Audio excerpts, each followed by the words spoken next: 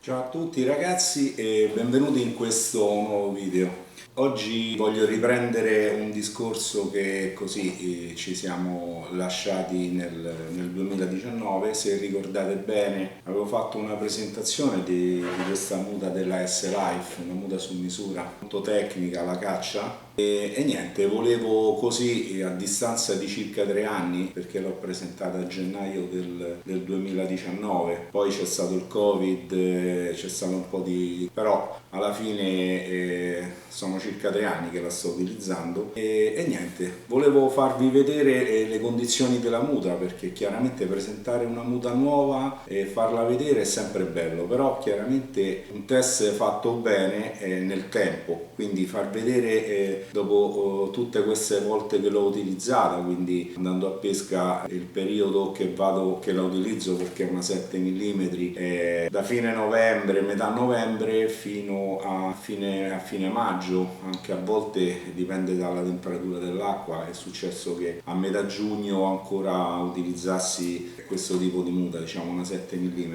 Devo dire che sono anche pure un po' freddoloso, però preferisco stare caldo, anche perché in acqua non si suda, io almeno è questo quello che penso. E niente, allora adesso vi voglio far vedere questo modello di muta che mi ha fatto circa 3 anni fa l'S-Life, me l'aveva anche personalizzata e ringrazio ancora, e vi faccio vedere effettivamente come si è comportata negli incollaggi, nelle cuciture e tutto il resto. Allora, per quanto riguarda i pantaloni, devo essere sincero, li ho utilizzati molto meno, quindi un 50% in meno rispetto alla giacca. Questo perché io sono abbastanza freddoloso sul petto e quindi nei periodi più freddi ho utilizzato un altro tipo di pantalone con, diciamo, con le bretelle alte, quindi tipo salopet. Tiravento, io sento freddo, quindi preferisco quella. Poi chiaramente quando l'acqua comincia a essere un pochino più calda e le giornate col sole, allora ho utilizzato anche questa. Devo dire che le cuciture hanno tenuto benissimo, non c'è stato nessunissimo problema. Ho riscontrato leggermente per quanto riguarda il pisciarino qualche piccolo problema, forse è lo spessore un po' alto del neoprene, avrei fatto forse uno spessore più piccolo, più basso, però diciamo nel complesso non è andata male. Il neoprene è rimasto sempre morbido e mi sono trovato bene.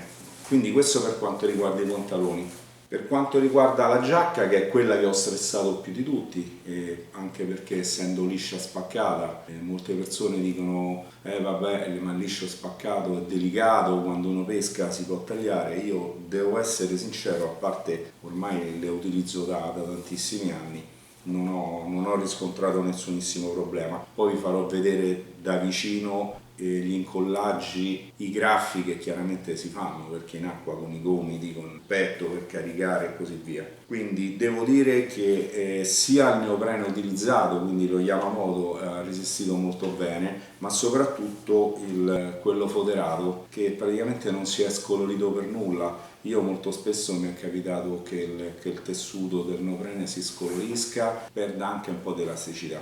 Questa è rimasta veramente morbida. Quindi un plauso ai ragazzi della S-Life per quanto riguarda i materiali utilizzati e quello, diciamo, come è stata realizzata. Andiamo agli incollaggi e io personalmente non ho riscontrato nessunissimo problema.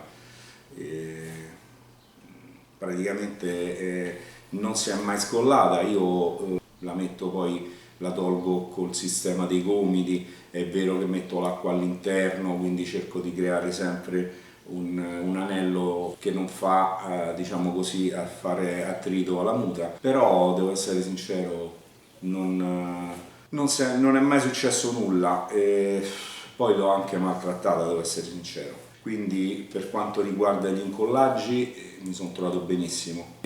L'unica cosa che però purtroppo è stata colpa mia, ahimè. Stavo in gommone lo scorso anno, quindi parliamo di, se ricordo bene, aprile. La stavo mettendo sotto il sole, non l'avevo messa bene, non l'avevo bagnata bene con il sapone e praticamente ho pizzicato con un'unghia, ahimè, mentre la stavo mettendo, quindi ho forzato un pochino e poi chiaramente con poco sapone ho praticamente creato uno strappo all'interno, quindi si è tagliata la muta, è partito uno strappo ed è arrivato diciamo, fin qui. Poi ve lo faccio vedere da vicino. E niente, per un attimo c'è stato il panico, quindi praticamente la muta si è scollata, si è tagliata, più che scollata, e niente, ho dovuto smettere di pescare perché chiaramente l'acqua era congelata, parliamo di circa 14-15 gradi, e ho dovuto rinunciare e tornare a casa. E niente, io ho sgrassato bene le parti così che si sono strappate, purtroppo l'unghie bisogna fare attenzione. Ho sgrassato bene, ho utilizzato il neoprene liquido, quello che si trova in qualunque negozio, quindi Cressio, Tecnisub, diciamo qualsiasi marca. Ho sgrassato bene, ho cercato di farlo asciugare nel miglior modo possibile e poi praticamente l'ho rincollata. Devo dire che dopo un anno ancora ci pesco e la muta continua ad essere perfetta.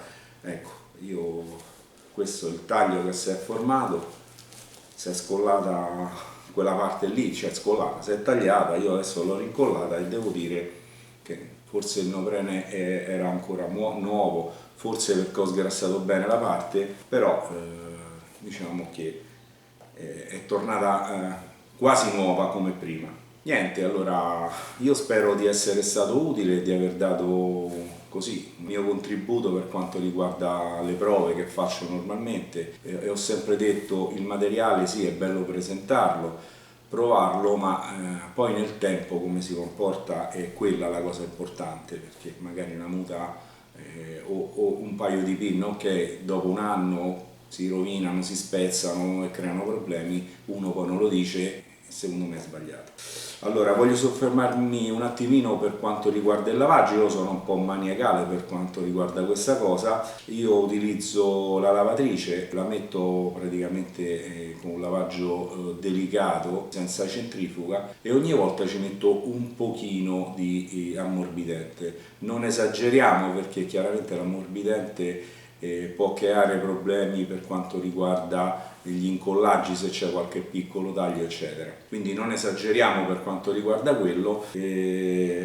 La muta la faccio sempre asciugare all'ombra, quindi mai al sole e in una zona areata. Sono anni che utilizzo questo sistema e le mute mi durano una vita. Bene ragazzi, io spero di essere stato utile con questo mio video. Se vi è piaciuto mettete un like, e se avete qualche consiglio, qualche idea o qualche domanda intervenite sotto, quindi scrivete. E niente, continuate a seguirmi e nei prossimi video farò un'altra presentazione e altri test. Grazie ancora, ciao a tutti e buona giornata.